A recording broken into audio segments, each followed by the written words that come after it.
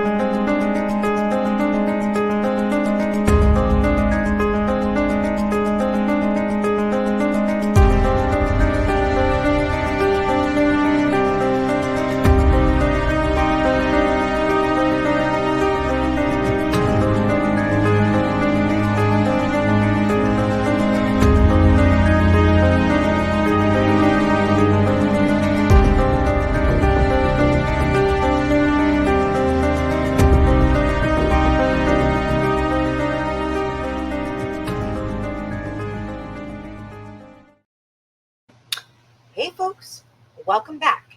Tonight is Tuesday, April 30th, 2024, and we are continuing our conversation on the Doomsday cult leader Chad Daybell, who is on trial for the murder of his wife Tammy Daybell and his stepchildren Tylee Ryan and JJ Vallow. Daybell's co-conspirator and fellow cult leader Lori Vallow was convicted earlier this year on all counts. Vallow is the biological mother of Tylee and adoptive mother to JJ Vallow. And she also faces charges in Arizona for the murder of her former husband, Charles Vallow, and the attempted murder of her niece's husband, Brendan Bordeaux. Lots of deaths surround these people. Just tons and tons and tons of deaths surround these people. So today we have a free day from court because the prosecution stated that they would not be ready to call their next week witness until Wednesday. So since we didn't start reporting on this trial until yesterday, I thought we'd take the time today to start from the beginning of the trial and recount the testimony and the evidence. So the lines for the opening statements wrapped around the building starting at 7 a.m. Charles Vallow's sister Kay Woodcock and her husband Larry Woodcock were both in the courtroom. And we feel they will remain a constant in the courtroom for the proceedings. Kay is not only Charles's sister, but she is also JJ Vallow's grandma. JJ was adopted by Charles and Lori from one of Charles's family members. I think it was a cousin or nephew, and they were unable to care for him with his health issues and some other things. And Kay and Larry were taking care of him, and they started getting on in years, and they decided that they felt like the better place would be to place him with Charles and Lori. And they thought that they had done a great job. They were good parents. He seemed to be thriving. Everything was good. And they were married for quite a long time. This is the one marriage that she seems to, do well in for a long time until she ends up meeting frickin' Daybell. So, also in the courtroom today is Vicky Hoban, that's Tammy Daybell's aunt, and Tom Evans, a juror in the Vallow case, is also in attendance with his wife and another former juror. So opening statements for the Vallow case were given exactly 1 year ago to the day that the Daybell trial began. So that's kind of interesting. I wonder if it'll take the same amount of time to get through his as opposed to hers. I wonder. Very interesting, though. So Daybell is charged with 3 counts of first-degree murder, 3 counts of conspiracy to commit murder, as well as grand theft and insurance fraud. And so in attendance, representing the prosecution is quite a lengthy list.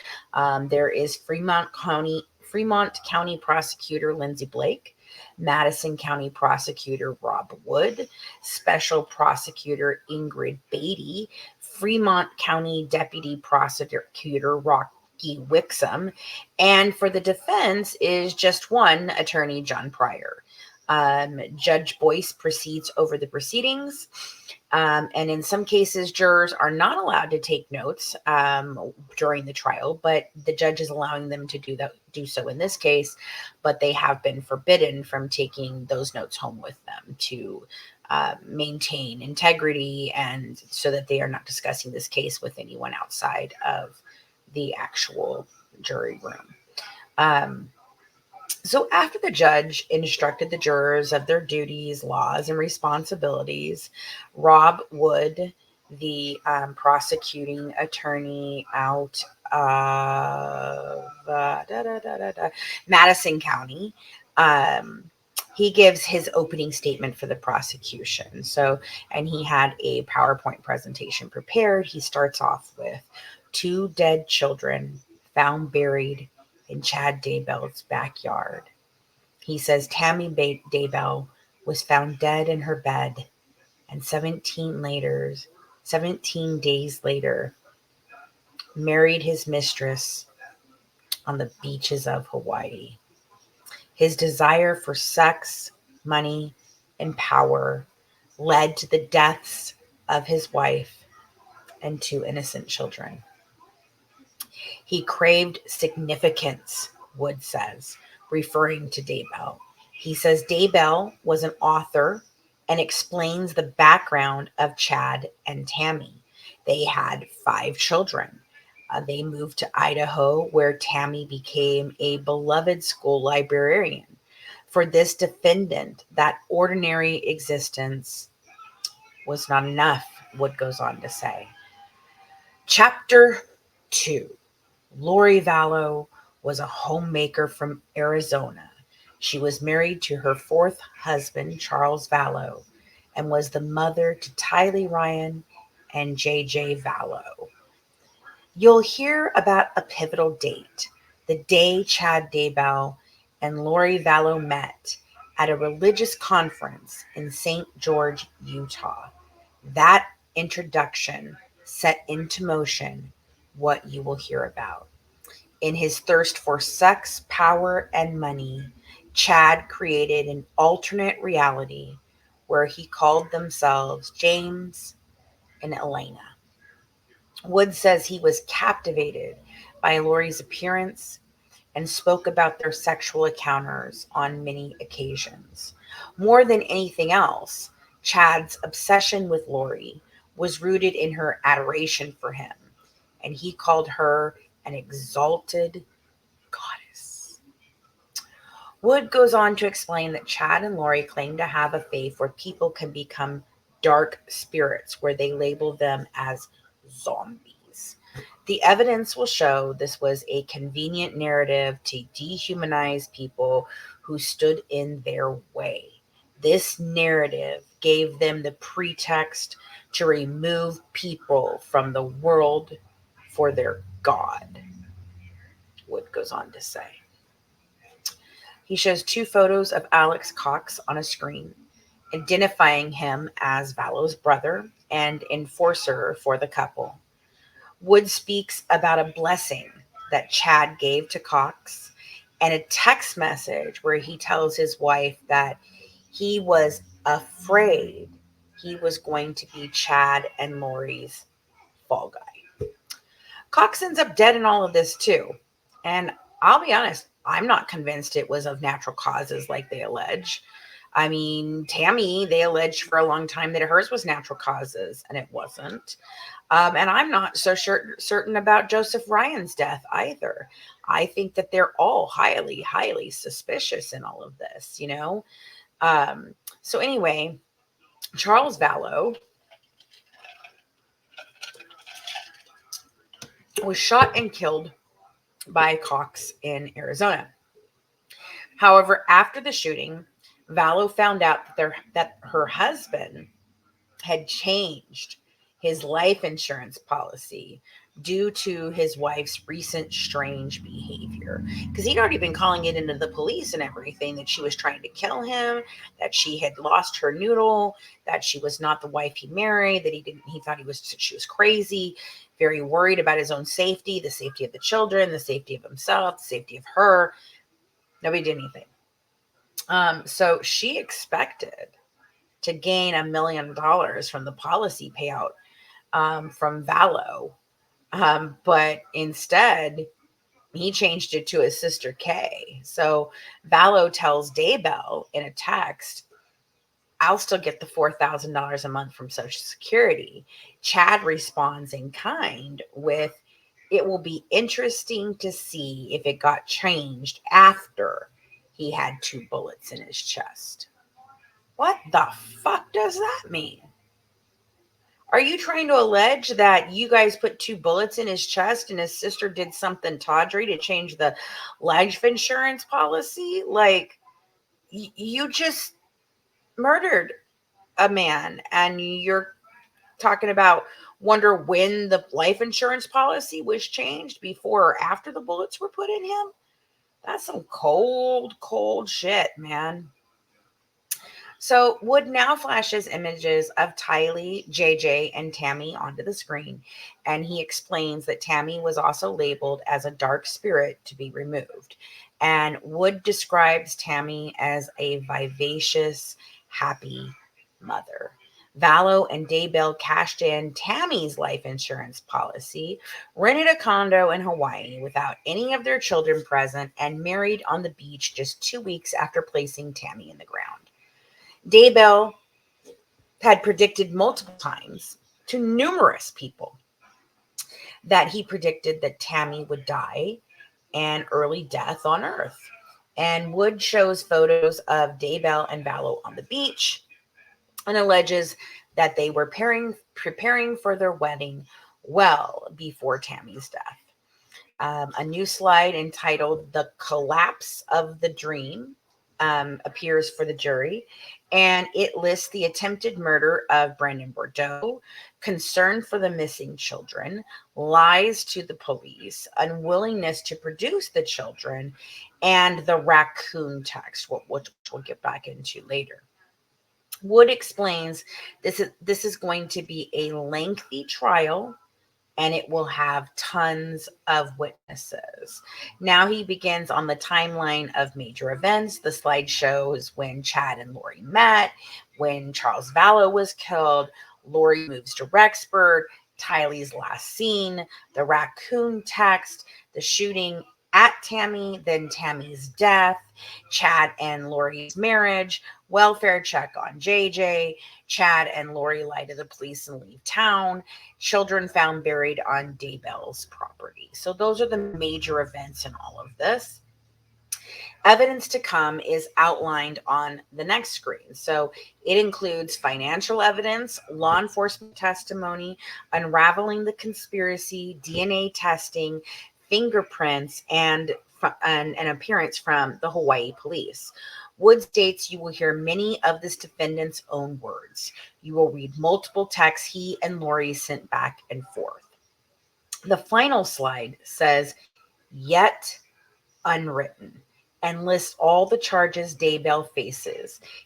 Wood closes with 2 dead children buried in this defendant's backyard. The next month, his wife dead in their bed. 17 days later, this defendant marries Lori Vallow. Members of the jury, your verdict will be the link that writes the final chapter of this tragic saga. His full statement lasted about 22 minutes. So then they take a 20-minute break before the defense attorney, John Pryor, will give his opening statement. So once they get back from recess, Pryor introduces himself to the members of the jury. He tells them that he is from Meridian, and he begins. What's important are facts and evidence. He cautions the jurors to not be distracted by speculation, guesses, assumptions, or hunches. Pryor states that Daybell went on a mission to talk to people about his religious beliefs. Who gives a flying fidoodle? It doesn't mean that makes him a good person, but whatever. And according to Pryor, Daybell served his mission in Jersey. And when he came home, he dated Tammy for 6 months and they married. The Daybells have had 5 children together. And after moving to Idaho, they ran a publishing company, and Tammy was the main person in charge of that. She was the main person that took care of that. Pryor states that Daybell is a religious fiction author, and he writes about his premonitions. He writes about good and evil, what it means to be good and what it means to be evil. He writes about dark and light. He writes about death and the coming of the end of things, and when his savior in his mind is going to come back. But it's all just fictional, right? No, it was not just fictional for these people. They truly either believed it or they just thought it would get them off for murder. I don't know which one. I don't know if they're cuckoo cuckoo or cuckoo cuckoo. Like, seriously, there's no freaking sane person in this whole fucking thing. You're calling people zombies.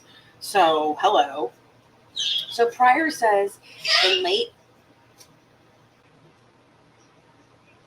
October 28, Daybell was asked to speak at an event, and this is where he first meets Vallow.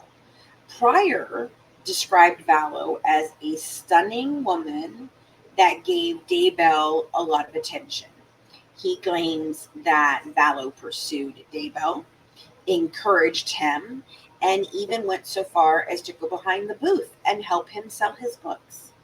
So he's basically trying to lay the foundation for her being the manipulative one in this. That Daybell is just some nice guy who got caught up by the succubus, siren-y, blonde girl who, convinces him to go on a murder spree of their children and their spouses, I guess. He didn't have any part of that. It's all her, apparently, because she's just the witchy woman. So Daybell's attorney does his best to paint Daybell as some sort of saint.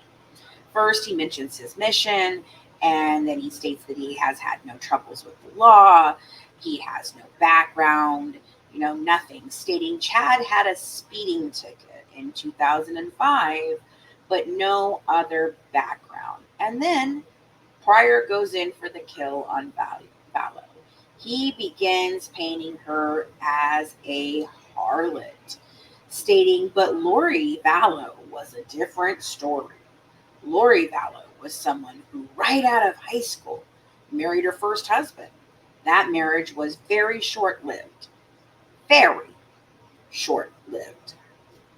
Pryor hammers away at Vallow's revolving door of men and even alleges that her brother Alex would do anything to assist her, and he never questioned her, which that is true. He does. He does anything that she asks, and he never asks any questions. He just does what Lori tells him to do. So if Alex Cox perceived there was a problem, Alex Cox reacted, Pryor told the jury.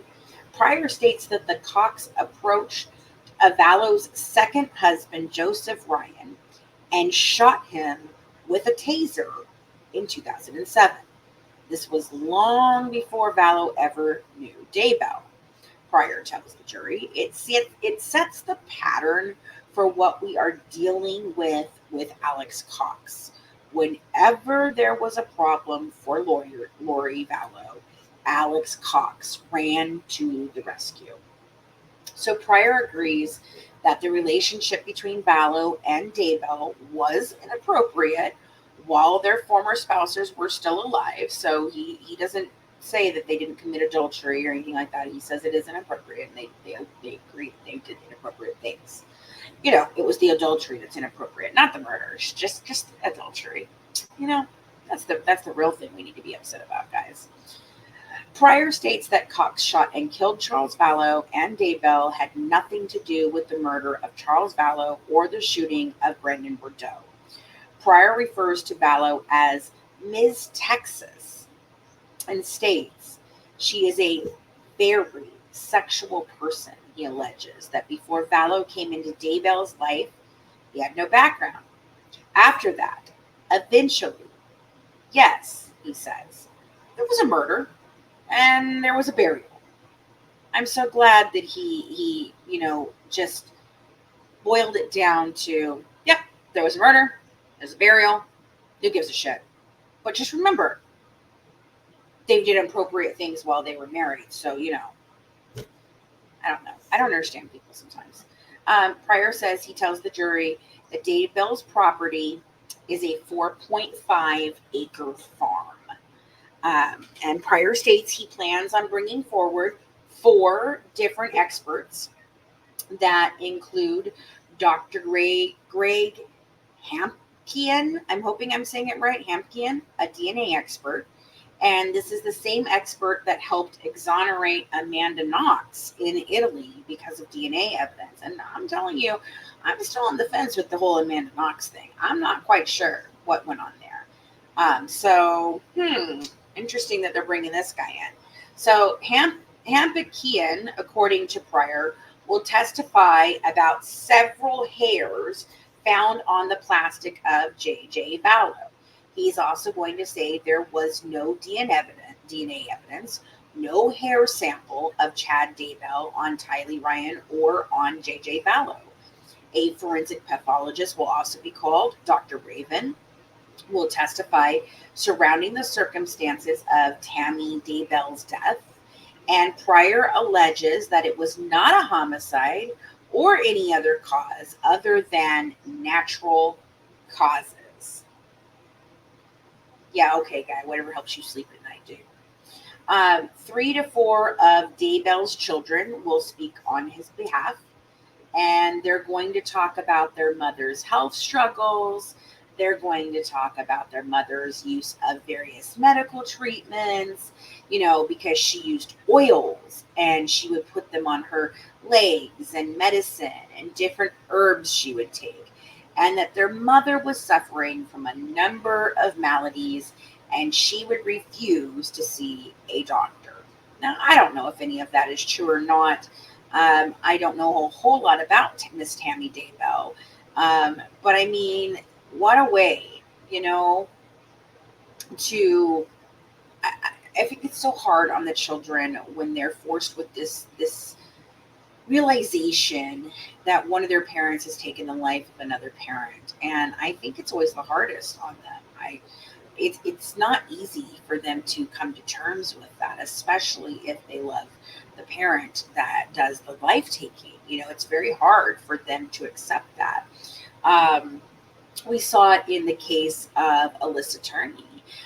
The Turney family, the siblings at first did not believe that Mike Turney did anything to Alyssa. And now most of them do believe that he did take her life. And, the same thing happened with, what was the other case I was thinking of?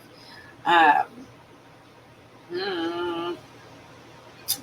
don't remember. But I mean, nice way to attack the victim here, basically just say, well, she wasn't taking care of herself and daddy didn't do anything to her.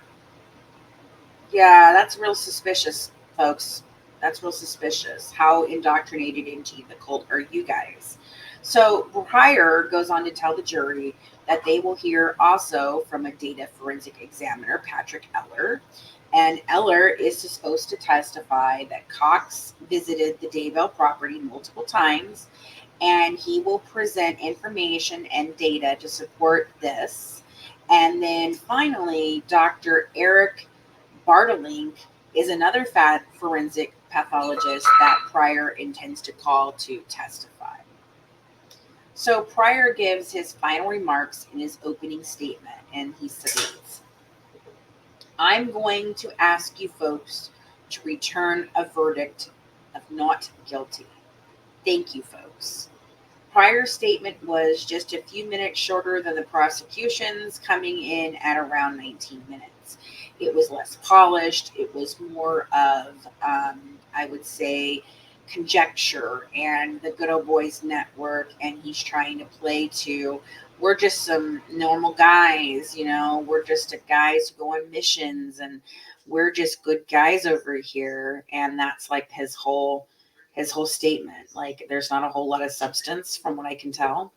So the prosecution is able to call their first witness, and he's on the stand the entire time, and it's pretty intensive for the first witness. Like I was like, they just jumped right the hell in. So the first witness they call is Rexburg Police Department Detective Ray Hermosillo. So after serving 18 years in law enforcement before becoming a detective for Rexburg Police for the last 5 years, Ray Hermosillo has been around for quite some time. So on November 1st of 2019, a call comes in from the Fremont County Sheriff's Office stating that there might be a Jeep in Rexburg that was involved in a homicide in Arizona. So Hermosillo contacted Gilbert, Arizona police, and they asked him to go and seize this Jeep if it can be found. So Gilbert also asked Rexburg to conduct intermittent surveillance on the residence. So this surveillance was conducted November 1st to the 4th of 2019 at 565 Pioneer Road in Rexburg. Hermosillo states that both Vallow and Daybell were observed a few times at the location, but his primary job was to locate this Jeep. So Wood presents an exhibit with 4 different photos, and in cross-examination, Pryor asks Hermosillo if he went through the Jeep or took those photos himself. And Hermosillo states he went through the Jeep personally, and no further questions were asked from the defense. Wood, in a rebuttal, asks if he ever saw the children with Vallow or Daybell, and he states that they were not asked to look for the kids at that time. Wood shows 2 photos of the Jeep to the jurors, and the Jeep was registered to Tylee's dad, Charles Vallow, but Tylee, Ryan, was the driver. The second photo shows the Jeep with a Texas plate on it, and Hermosillo stated he did not see the children at the time, did not know who the children were, and were not asked to look for the children at that time. The Jeep was seized by Gilbert police detectives, and a crime analyst flew to Rexburg. A warrant was served looking for the information system that contained GPS locations, and on November 18th, 2019, Rexburg police were asked to do a welfare check by the Gilbert police on JJ Vallow. They were provided with a brief description of JJ and that he should be located at the property on 565 Pioneer Road, where he supposedly resides with his mother Vallow. They present JJ's birth certificate, his adoption records, name changes, all that's entered into evidence. That all happened many years before this case. Hermosillo says that they had received a few photos from Jay's grandmother, Kay. So Hermosillo was contacted by Gilbert Police Detective Pilar, and he was asked to do the welfare check on November 26th. And he and Detective Dave Hope went to Vallow's home. He stated, as we approached, we noticed the defendant Chad Daybell and Alex Cox unloading a pickup near the garage area. Hermosillo admitted to knowing both Cox and Daybell, and he made contact with Cox. He asked if Vallow was home. Cox stated she was not home, and Hermosillo then inquired about the whereabouts of JJ. And at that point, Alex got surprised, and he got this frightened look on his face, and he continued to look over across the pickup at the defendant Daybell. So Daybell then looked back at Alex, and initially neither one of them answered Hermosillo's questions. They didn't even deign to answer him, which, I mean, that's fine. You don't have to. You're not required to. It's what you should do, but it's obviously incriminating in this situation here. Eventually, Cox does tell Hermosillo that JJ is with his grandmother in Louisiana. Well, which is funny because Hermosillo is like, well, that's really funny considering that it's unlikely since she's the one, Kay was the one who called in the welfare check. And so Cox looks at Daybell, and then they both just look at each other. And Hermosillo asks Alex where he can find Lori Vallow. And he finally tells him that Vallow lives a few doors down. She's in the same complex, but she's at apartment 107. So Cox tried to pretend that he did not have Vallow's cell phone number, despite the fact that the officer knew they were siblings and were very close. And so Hermosillo just assumes, he's lying to him. So Hermosillo and Hope, they trekked down to 107 to see if JJ Vallow could be located. And they knock on the door, but there again is no answer. And so Hope knocked on one of the neighbors' doors while Hermosillo walked back to his vehicle and called for some backup. He testified, I wanted to figure out exactly what was going on, and we were going to start canvassing the area and knocking on doors. So Daybell attempts at this time to pull the wool over the detective's eyes. When asked when was the last time he saw JJ Vallow, Daybell stated it was in apartment 107 in October, but that he had only met Vallow a few times and he didn't know her very well. Now, what an idiot. Like, Hermosillo knows that Daybell and Vallow are married, okay, in Hawaii 2 weeks prior. Hermosillo asked Daybell for, Lori's number, and he also claimed to not have it. So Hope approached while Hermosillo asked Daybell for Vallow's phone number again, and then Daybell gives it to him. And, he says, well, I felt that you were accusing me of something, and that's why I didn't want to give you the number the first time. Yeah, by all means, don't give me the number the first time because you think I'm accusing of you of something. So by all means, become more suspicious. That's going to help. Weirdo. So, but no body cam footage was obtained. The officers were not wearing it.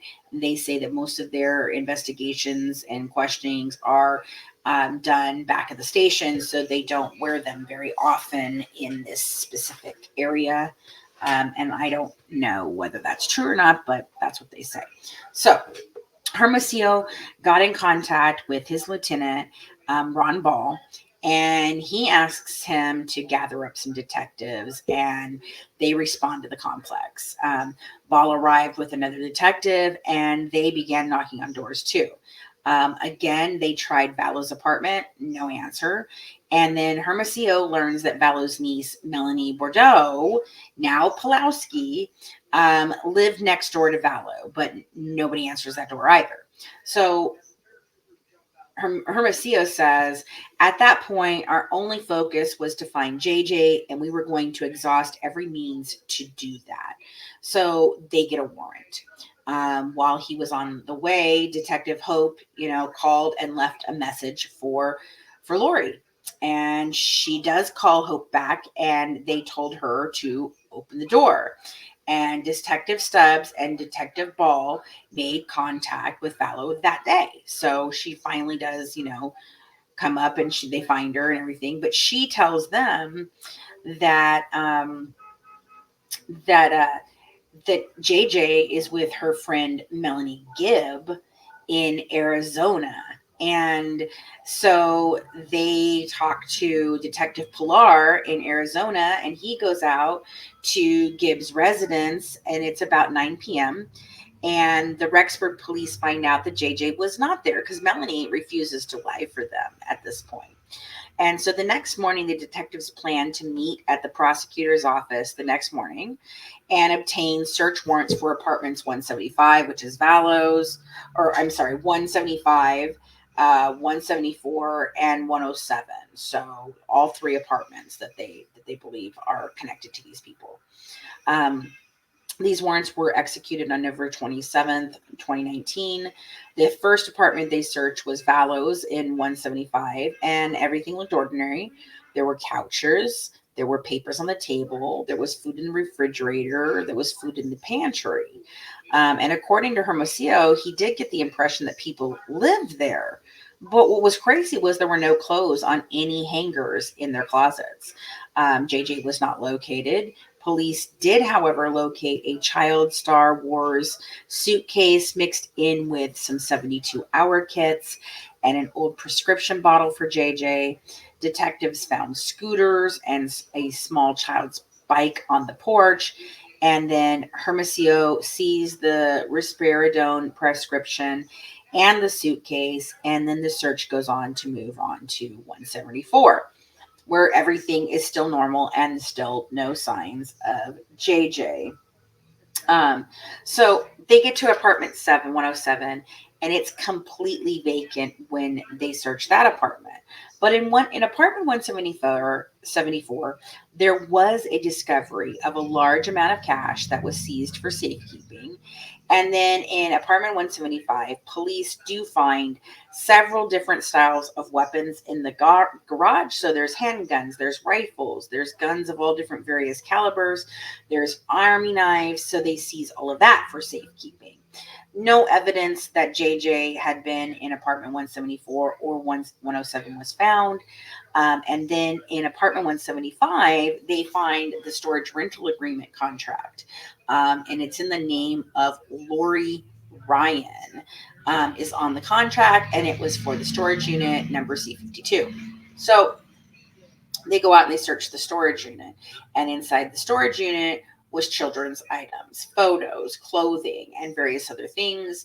There are a lot of comings and goings in this unit, especially by Daybell, Cox, and Vallow, leading up to the days prior to these welfare checks. They're coming, they're going, they're dropping things off, and they leave with the same things. It is very suspicious, and I'm sure we're going to hear a lot about that in the upcoming days. So after a break for lunch, Detective Hermosillo is back on the stand, and the prosecuting attorney, Rod Wood, continues to question him about the search of Vallow's apartment. Wood asks to admit some more exhibits, and these exhibits are photos from Vallow's residence on November 27th, 2019. And prior objects to having these pictures admitted. So defense objects, of course. And in these pictures, it shows about 10 people in the apartment at the time the photos were taken, but Hermosillo doesn't know who took the photos.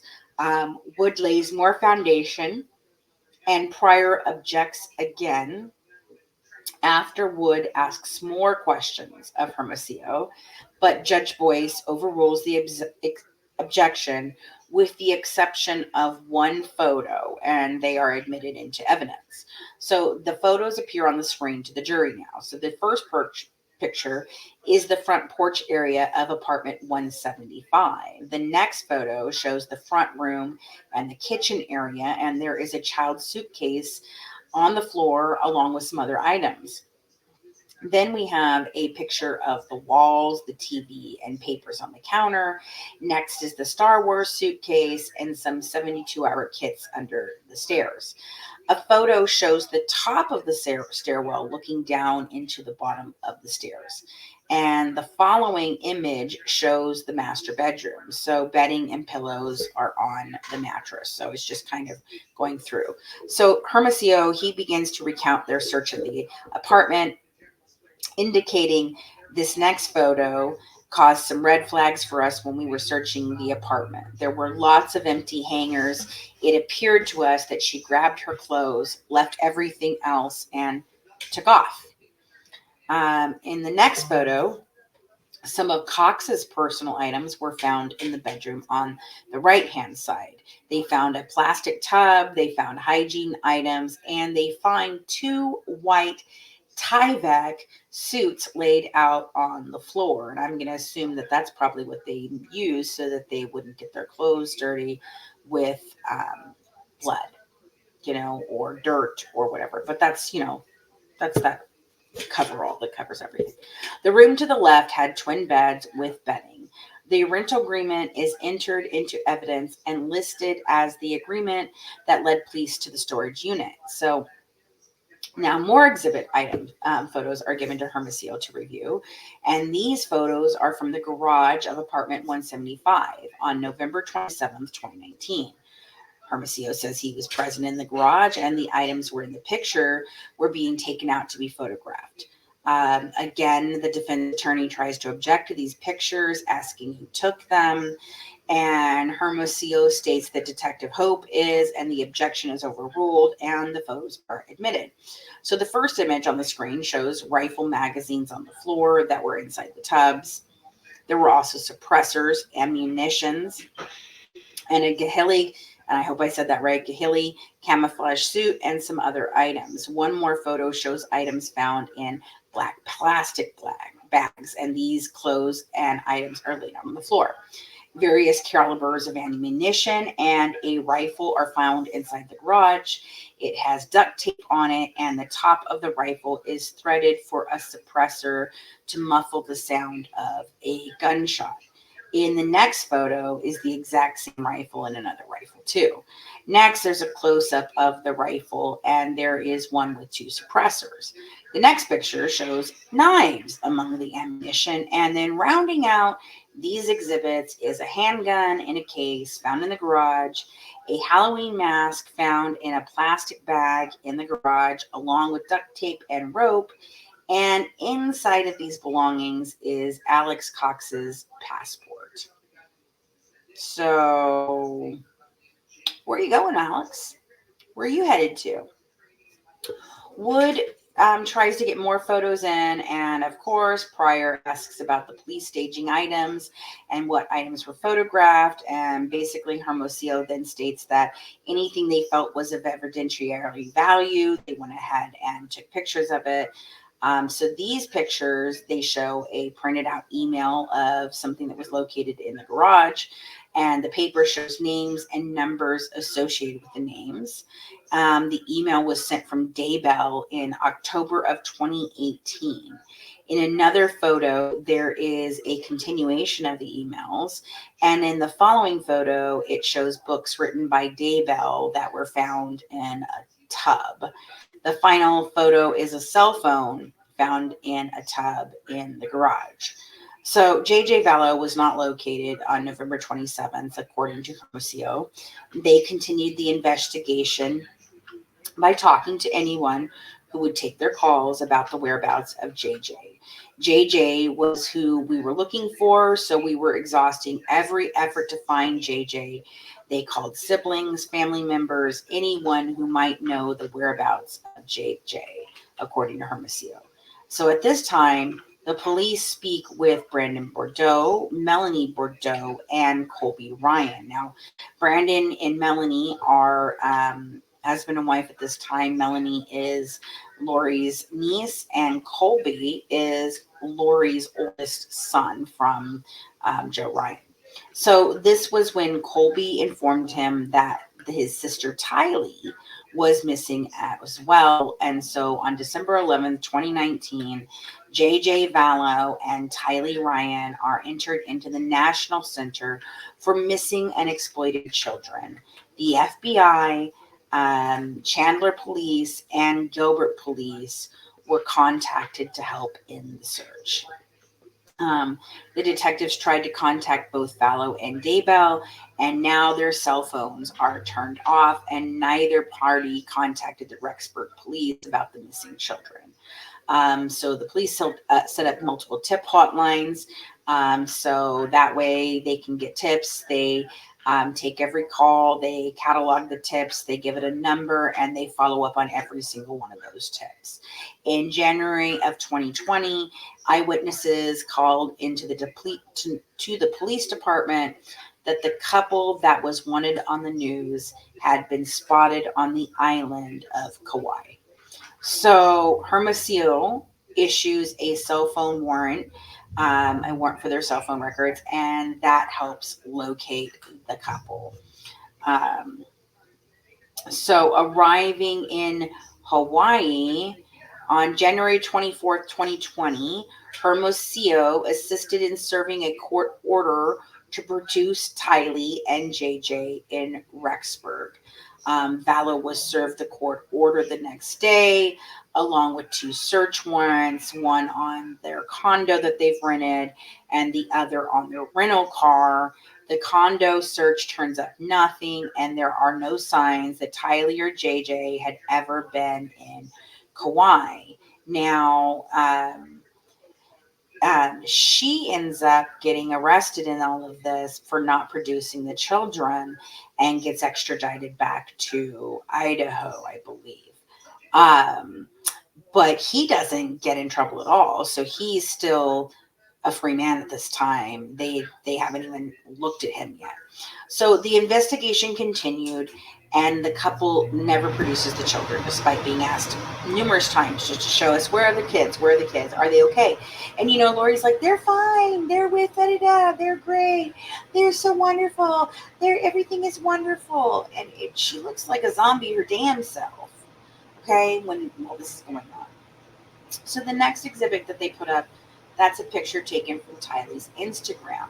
And so Prosecutor Wood asks Hermosillo what the phrase proof of life means to him. And he states it's anything they can use to prove the last time somebody was seen alive. The last known proof of life for Tylee was taken from Vallow's Lori for Style iCloud account. And it is a picture of Tylee taken at West Yellowstone. And that's where I believe Tylee met her demise, in my opinion, allegedly and for entertainment and educational purposes only. I don't think Tylee came back from Yellowstone alive. I think they unalived her at Yellowstone, brought her back to the Daybell property, and buried her next to her brother, who I believe might have already been gone at that point. This was the last photo anywhere showing Tylee alive. And so nothing surfaced after the Yellowstone trip. But I think he's in the Yellowstone trip. So maybe, he is. He's in that picture. I forgot. So the next exhibit is of JJ sitting on the couch in apartment 175. And this picture was on the Lori for Style account as well. And this picture was taken September 22nd, 2019 at 11:46 a.m. And at this time, Hermosillo becomes aware of an investigation in Fremont County regarding the suspicious death of Tammy Daybell. Tammy dies on October 19th of 2019. So on June 9th of 2020, Hermosillo serves a search warrant on the Daybell home in Fremont County. So this is the 4.5 acres. They show a Google Earth image of the Daybell property. That's admitted into evidence. And then Hermosillo states that the FBI ERT, which is the Evidence Recovery Team, the Attorney General, Fremont County Sheriff's Office, and Rexburg Police all conducted the search warrant together. So around 7 a.m., Hermosillo and his fellow officers arrive at Daybell's house, and the door is answered by Daybell's son, Mark Daybell.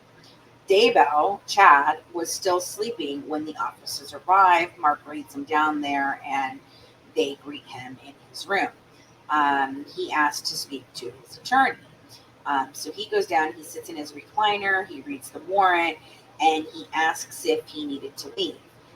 The officers inform him he didn't have to leave, but if he chooses to stay, he would be accompanied by an officer for safety purposes. So Daybell decides he's going to go out to his car. And so Hermosillo follows. And he makes a phone call. And there's a satellite map of the Daybell property displaying it on screen. And Hermosillo indicates where he and Daybell were on the front of the property, where the shop is, where the driveway was, and the pasture areas are. As Daybell sat in his car, he held his phone in his right hand, and he was intently looking over his right shoulder. And Hermosillo says he found it odd. I wanted to see what he was looking at, so I maneuvered myself to see what he was so intently looking at. Law enforcement officers at this time began marking off different areas on the property. There were some ERT members marking off a section under this tree there's a tree right there next to the pond area, and Hermosillo points to it on the map with his laser pointer in court. So about 9 a.m., Hermosillo and a few of the other officers were asked to shift through the dirt in the fire pit area, and they sift for approximately 35 to 45 minutes. Hermosillo says ERT members marked off a place under the tree near the pond. They marked off a 6x6 section. There was taller shrubs, and in the middle of the 6x6 section, it looked like there was a little bit of grass, the length of the sod, and some dirt protruding through the grass. So Hermosillo says as they removed the first layer of the ground, he began smelling a decomposing body. There were white rocks under the dirt, and there were boards below the white rocks, which is all so that they can try to hide the smell. And after the boards were removed, there was discoloration in the dirt, and it was wet and moist.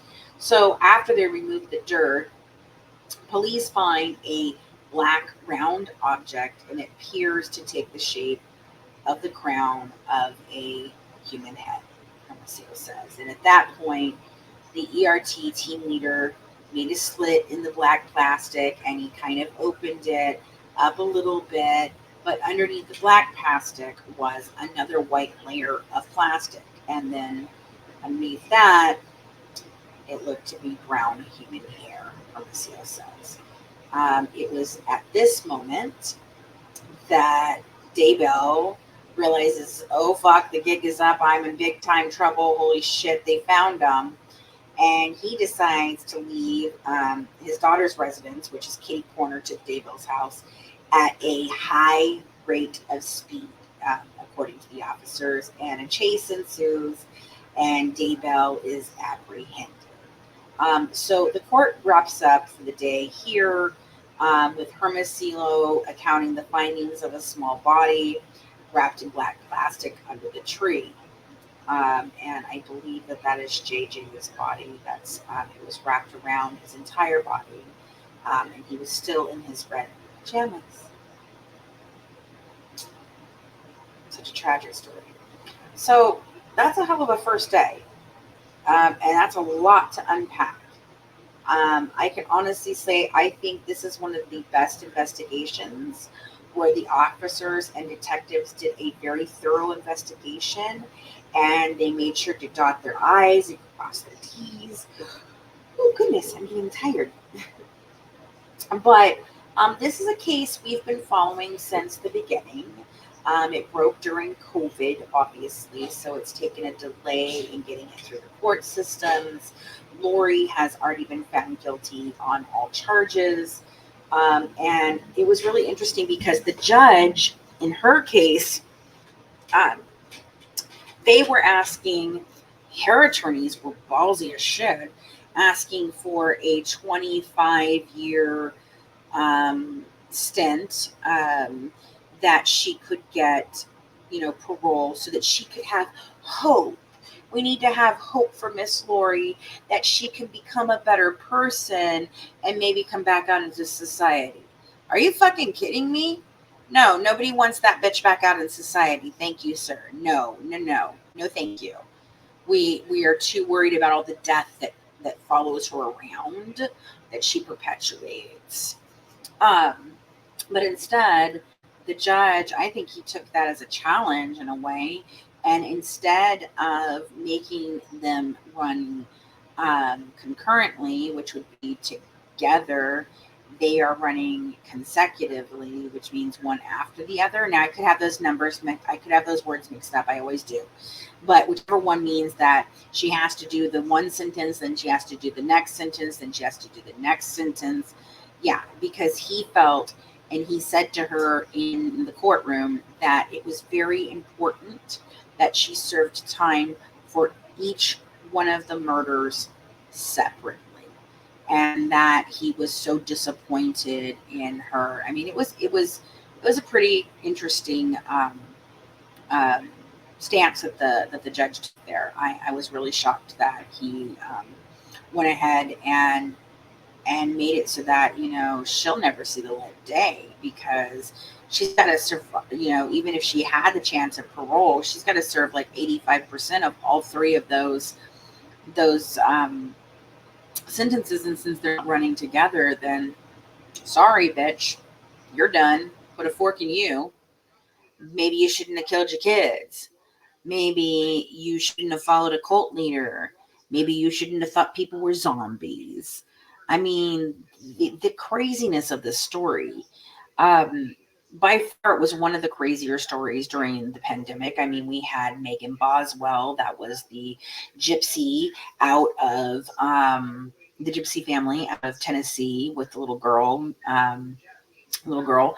Then there was Lisa Snyder, which was the one that asphyxiated her two children for the love of a man, and that was a crazy story. We had Leticia Stout, which was the stepmother who unalived her stepson in a horrific fashion. And like it was crazy. She tried to like tell everybody's gonna apologize to me one day. Lady, no, nobody's apologizing to you. We know you did it. Those were like these four cases all came out about the same time. And I can honestly say, I think this one's the craziest because of the religious aspect to it and the weirdness of their beliefs and these zombie people. And they believe in light and dark. And they talk about how the kids are doing fine now and they're moved on to the spirit world and blah, blah, blah. I mean, it's just craziness, complete and utter craziness. And, you know, I'm hoping that Chad gets the same fate that Lori got for what they did to these children and their spouses. And I'm thinking that we are going to still hear a lot more about this case after this, even because I'm not quite sure that that all the bodies have been accounted for at this point. Do you know what I'm saying? So anyway, tomorrow we will be back for day 14 of the trial. I'm going to try and catch up the first 12 days. So today is day 1. We did day 13. So we've got 12 days in between that I'm going to try and break down for you guys. But this case is one that I'm going to be looking at for a long time. This one is just shocking. And I think there's more people involved than are willing to admit it. I think that the Melanies are both very suspicious in this. There are other members of their families and their cults that are very suspicious in this. There's an amazing timeline that one of the sisters of Charles Vallow did. She's amazing. She did a great job. She's a journalist and she put together this huge timeline of events. So she's got some really interesting information there. And she said that, you know, Lori just changed overnight. One day she was the best mom in the world. And then the next thing they knew, she was cuckoo, you know. So it's so sad when that happens. And these two children paid with their lives. And it's just a sad occurrence. It's always hard to talk about the kid ones. I always have a hard time with them. But thank you so much for tuning in and dishing true crime with the Good Wives and Murder by Design. Don't forget to join our Patreon member club to get exclusive mini episodes, inside documents and pictures from the cases, live YouTube discussions, and get some amazing Good Wives merch. That's patreon.com, GoodWivesNet. Follow us on Facebook, Twitter, and Instagram at Good Wives Net. And on TikTok, you can follow me, Fancy, at SpicyRed92, and my co-host, Sarah, Pink Cat Sarah, at Sadie Beth 1. And we just launched a new Good Wives Network on TikTok under Good Wives Net 2. So, and for more inside information, check out our podcast, The Good Wives Guide to True Crime, on any of your favorite podcast players. Go to thegoodwivesnetwork.com to see more of what we do here at the network. And don't forget, you can pre-order a copy of our paperback with mine and Colleen's signatures on them right there on our website. It's the companion to The Good Wives Guide to True Crime. It is a transcription of our 13-episode podcast that we did in 2019, along with new updated information of evidence that we have uncovered both in the case files and in the medical records that nobody else has ever found. and it blows this case completely apart. So we hope that you check it out, and we hope you have a good one from the Good Wives, serving up true crime, one dish at a time.